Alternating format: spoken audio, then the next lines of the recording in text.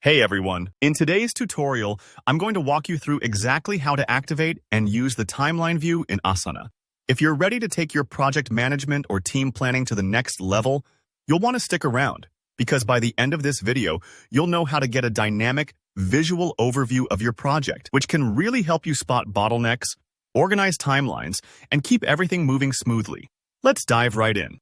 The first step is to navigate to the specific project or portfolio you want to see in Timeline View.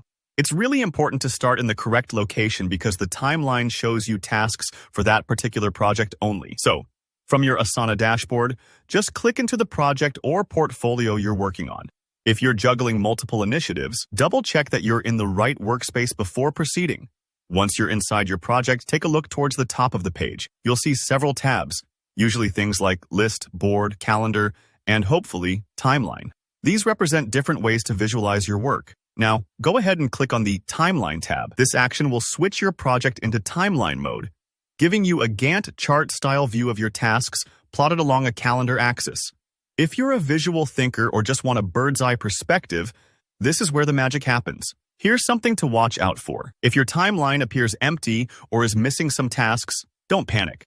Most often, this is because the tasks don't have start and due dates assigned to them yet, and Asana requires these dates to plot tasks on the timeline. So, your next step is to add any missing dates. To do this, switch back to either the list view or board view, whichever you prefer. Find the task that's missing from your timeline and enter both a start and a due date in the relevant fields. Think of this as telling Asana when your work begins and ends, so it knows where to drop those tasks on your timeline.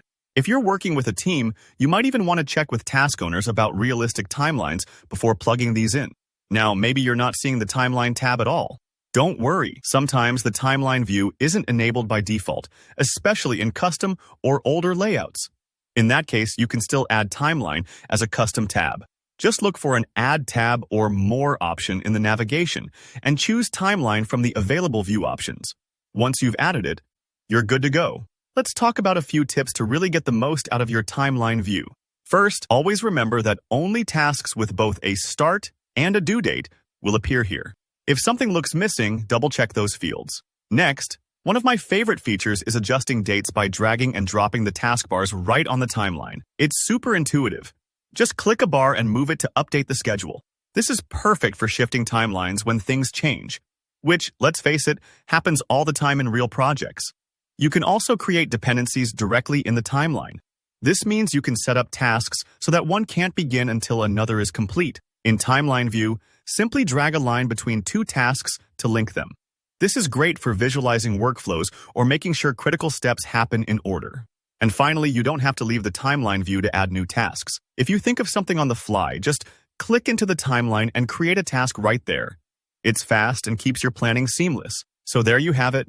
A simple process to activate Asana's timeline view and start making your projects much easier to track and manage. If you found this guide helpful, please give the video a thumbs up and let me know in the comments if you have any questions, or if you want a deeper dive into any Asana feature. And if you want more practical tutorials like this, be sure to hit subscribe so you never miss out.